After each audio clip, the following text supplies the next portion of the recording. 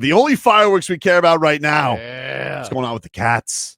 That's why we go to the Toyota of Hollywood guest lounge. Over 2,000 Toyotas on sale at one location at Toyota of Hollywood on 441 between Hollywood and Sheridan, and toyotaofhollywood.com. They will find the hockey hornet himself, David Dwork, from the Hockey News and the Hockey Show. You guys can hear his show with Roy Bellamy on Meadowlark Media and his coverage at the Hockey News.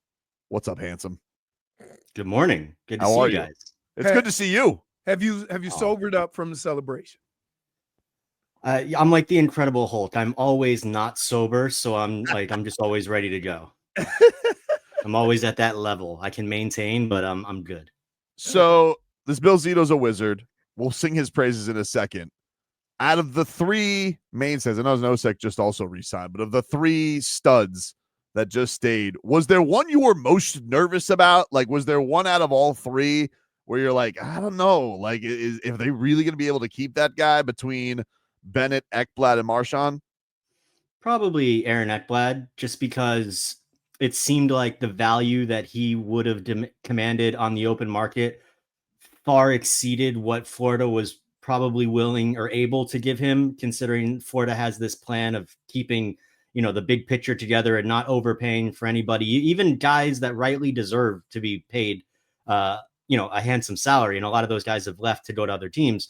But I mean, Aaron Ekblad made it clear that he wanted to be in Florida. I mean, everybody did, but Ekblad's been saying for a while that he wanted to be here. So it was just going to be a matter of how much was he willing to take on the chin. And I mean, look, the guy just signed what is going to be, the last big deal of his career, and he took a pay cut to do it at age 30. So that right there tells you everything you need to know about Aaron Ekblad and this team that the Panthers and Bill Zito have put together. One of the things that's amazing to me is this is one of the situations where what you have built is so impressive that these guys want to be a part of it. And a lot of them could have made, Marchand could have made more money, right? Ekblad could have made a boatload of money. And they're like, you know what? I like Florida, and I like the sun, and I like, being down here. And so I think not only the area, but what they've built in the team and the organization have made it appealing to be here. The Miami Heat used to have that, to where you have guys signing veteran mid-level exceptions to come here when they could have got 2 or 3 year deals. And it's awesome. It's unbelievable to see not only, but these guys are happy. They enjoy each other. Like that, man, that's hard to keep going for this long. Yeah, you reminded me of this graphic I saw on, I think it was Instagram yesterday, showing the career earnings trajectory of LeBron James and how it was just going like this. And then all of a sudden in the middle, there was a little area where it just stayed the same. Right. And the Heat years. And for sure, guys saw what was happening. They saw guys taking less money. They saw the winning, the culture, and they're like, I want to be a part of that. That is a generational rarity. And we saw it with the Heat. And now we're seeing it with the Panthers. And I think the main difference is just with the Heat, it was like the superstars, the biggest names in the game coming together. And with the Panthers, not that they don't have star players who are amazing. It's just hockey's, so many more hockey players than there are basketball players. I think it's like you said off the top, Leroy, it's a testament to Bill Zito and being able to sell all these guys on, if you come here and you put your head down and you put in the work and you do what's asked of you, you will have the best time of your life. You will do something that is completely rare, that athletes, no matter what sport, want to be a part of something like this.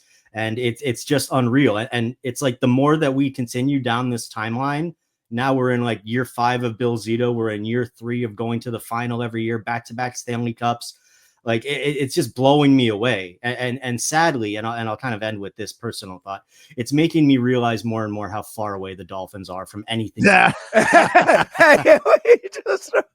You know what? Part of it is the Dolphins have not been able to get the momentum that the Panthers have gotten, right?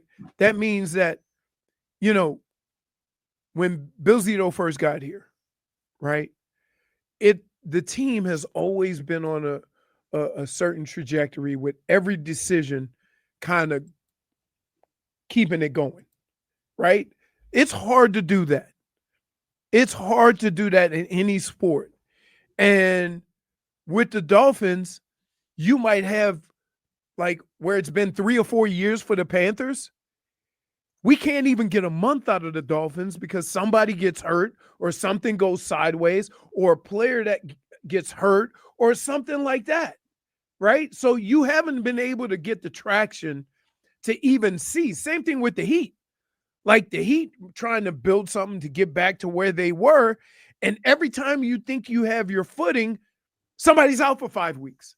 And the thing about the Panthers is because the way hockey is, if you are taken that far off your path with one injury, then you didn't build it right. Yeah. And that's the thing that Bill Zito has done from the first line to the fourth line. I mean, have you ever talked about a fourth and third line more than you have with the Panthers? Right? Everybody, even with Edmonton, all they talk about is putting their two stars together and putting the first and second line together. And hopefully that'll create more power. The Panthers don't have to do that because 1 through 4 is pretty amazing. Everybody's contributed. So, like, yeah, man, I get why everybody's so frustrated with the Dolphins, but it's blame the Panthers, man, because they do it so they've done it so well. Incredible. And every move has worked. Kachuk has been the last 2 years at points in time. You're very hockey excited right now. You're not even like let the hockey hornet speak on it. Go ahead. No, let him cook. Let Leroy cook. I'm enjoying this. No, It just goes back to Bill Zito, man. I bought fireworks yesterday. I'm a little over exuberant. Schmeathan says, has he taken a breath in the last 7 minutes? It's just, dude, like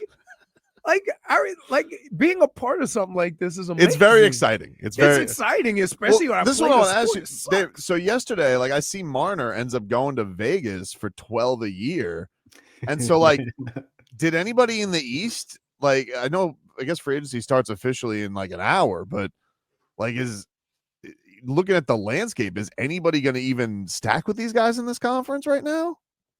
No, when I see deals like that, like guys getting 10, 11, 12 million, like I just like it feels like the Panthers are just operating on a completely different level than the rest of the league. Like they are, the way that Zito has been able to get so many guys sold on those team friendly deals. And then you see a guy like Marner getting 12 million or Evan Bouchard in Edmonton getting over 10 million. And then you've got Aaron Ekblad who's taking 6 million. It's just they're on completely different levels right now, and it's just kind of a testament to what Leroy was just so eloquently explaining about the Panthers, and it's just that they're incredibly unique.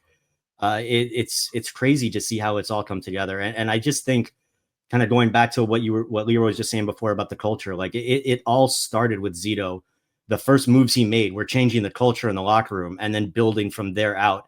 And I think not to crap on the Dolphins too much, but I think that's the big problem is that the culture from the inside just hasn't been strong, and they've just tried to make things, make these individual moves. Whereas with the Panthers, every move is kind of connected. They're making one move with the next move in mind. They're bringing in guys that fit specific roles, not just going after the best players or the biggest names.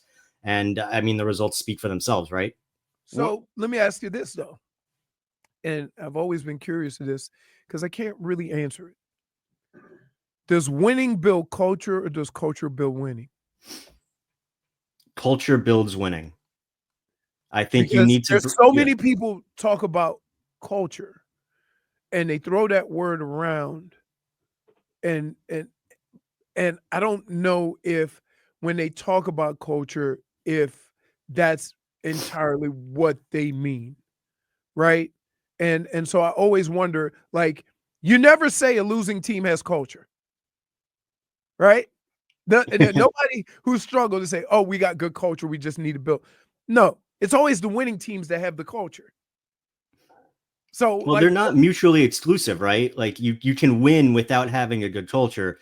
And I guess you could have a good culture camaraderie without necessarily winning, but nobody's going to be talking about it because is it really like Barkov's always been Barkov, like the way that he acts, and everybody always says like he's the thrill, but he's been this guy, and he's behaved the way that he has his entire career. But there's a clear and what I would say is there's a clear difference in what this team was the first year they went to the finals against Vegas and where they are now. So I don't know whether it's culture or it's the attitude of how they play, how they do things with Paul Maurice, how they talk about things. That's a big thing with me, right? Is that they have been so consistent with how they talk about, discuss winning and losing or whatever, that I always wonder if that is what built the culture. I think it started, the foundation of the culture is what was built the first few years with the hard work and just taking what the coach says as, testament, and, just going to work every day. I think when you get to the point they're at now, where you've built on that culture with experience and you've shown that if you do the work, you will get those rewards. I think it's gone from a culture to now almost like a swagger, because you have all the components that you need to win. It's all right there. Like, you're good to go. You've won back-to-back Stanley Cups at this point. So now it's like you're taking that hardworking mentality and you're adding to that the experience that they've gained from the last few years of, we know this works. We know that we are going to beat you down and there's nothing that you can do about it. And so I say swagger. I don't mean like like a cocky thing, but I mean like they just know. Confidence. And you could, yeah, exactly. Right. Confidence. You could tell that going into a series, they know that if they do their jobs, they're going to beat you. And that's, I don't know. It's invaluable. You can't buy that. So we know they got all three coming back. They still, I guess, got to sign a goalie. They still got to figure out Sam Miskevich. Is there going to be a casualty here? Like, is there going to be a guy who is going to have to go out the door? Like, you look at the Panthers landscape.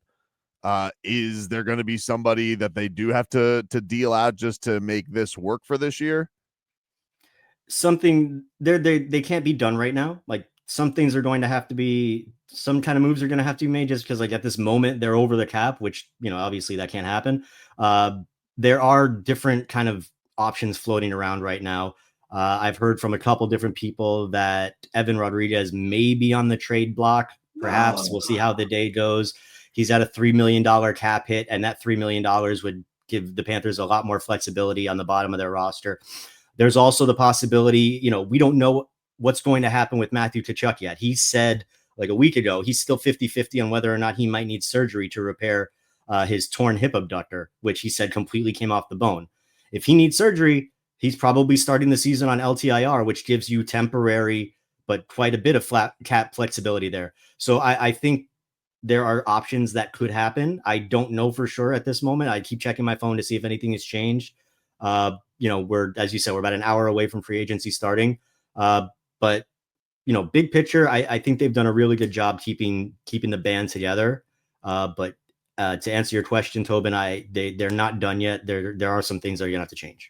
So can you explain I don't know if you've gone into, because I saw that the CBA changed and people were saying like, oh, that LTIR it may not be the same. Like, are they changed? Do you know, are you like up to date on that at all? Like, do we know? Because, obviously the Panthers did some chicanery this year, as has been done by Vegas and Tampa in the past. Is that going away? Is that going away in a year? How does that, is that gonna, do you have updates on that? Because I know you've been deep in Panthers, so if you haven't done CBA stuff, I understand. No, it would really suck if I was just like, nope.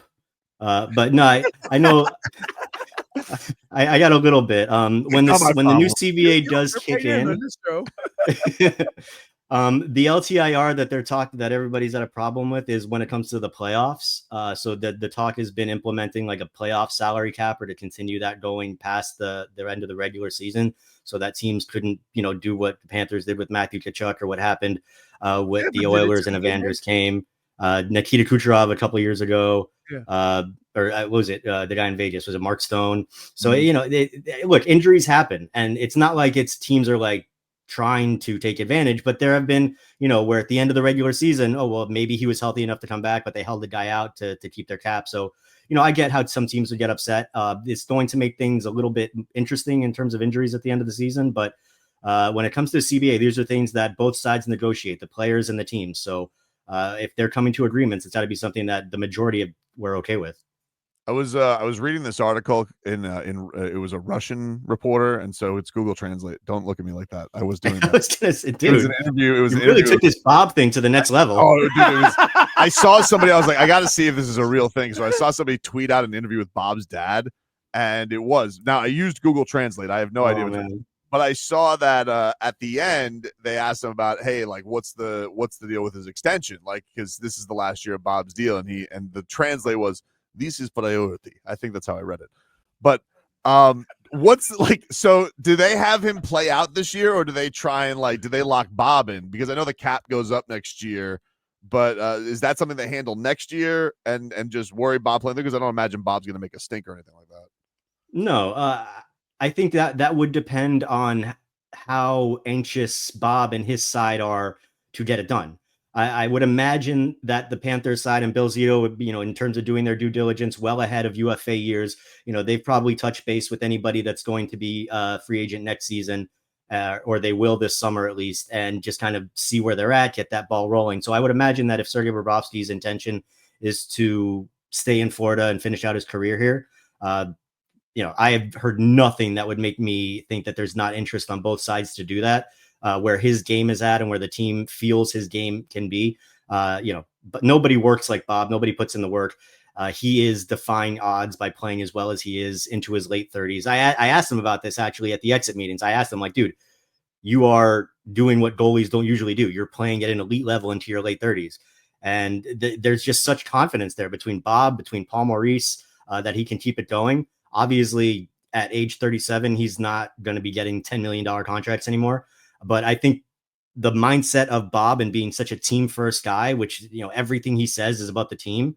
I would be surprised if they don't come to some kind of a very reasonable agreement that would allow him to continue to play as much as his body will let him. And I mean, look, he's playing 55-ish games the last few regular seasons and riding the playoffs, seemingly getting better as they go on.